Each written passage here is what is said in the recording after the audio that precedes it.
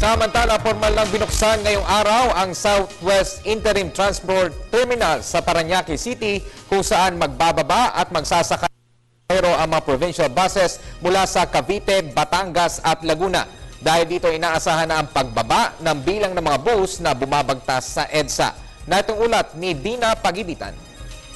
Convenient, efficient at ligtas na biyahe sa mga pasahero. Maiksing biyahe, tipid sa krudo at libreng terminal fee sa mga bus. Bawas polusyon at masikip na daloy ng trapiko sa EDSA. Iyan ang mga benepisyong bawat isa ay maaabot sa pagbubukas ng Southwest Interim Transport Terminal sa Coastal Road sa Parañaque City, kung saan magbababa at kukuha ng pasahero ang may mahigit 900 provincial bus na galing Cavite, Batangas at iba pang southern bus provinces. Pagdating ng mga bus mula probinsya ay diretso sila sa unloading area ng terminal, kung saan naghihintay naman ang city buses. Gayon din ang magiging sistema sa mga bus na pauwi ng probinsya. Merong konting confusion yung first time nakarating dito. Baka kayo first time din, so kailangan ituro kung saan sasakay. Samantala, iba't iba ang reaksyon ng mga pasahero at bus drivers sa pagtatayo ng nasabing terminal. Mas safe. Safety.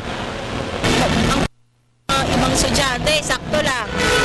Ito doon kinuwenta ko, dati 50 lang naggastos ang anak ko. Ngayon nasa nasa 18 na, papunta pa lang. Paano pagpa-uwi? Yun nga lang, magulo po. Hindi pa natin, siyempre, sa una lang siguro yan. Magulo pa. Tingnan natin sa ibang araw kung anong sistema. Ang terminal sa Parañaque City ay isa sa 3 integrated bus terminals na itatayo sa Metro Manila. Ito ay sabisa na rin ng Administrative Order No. 40. Kaugnay nito, naghain na ang MMDA ng petisyon sa LTFRB para sa bawas pasahe sa naturang provincial buses. Sa mga bus operators na wala silang terminal fee kaya malaki yung savings nila. So dapat mai-convert yon sa benefits din ng mga pasahero. Sakaling maaprubahan, 8% o 3 piso ang bawas pasahe.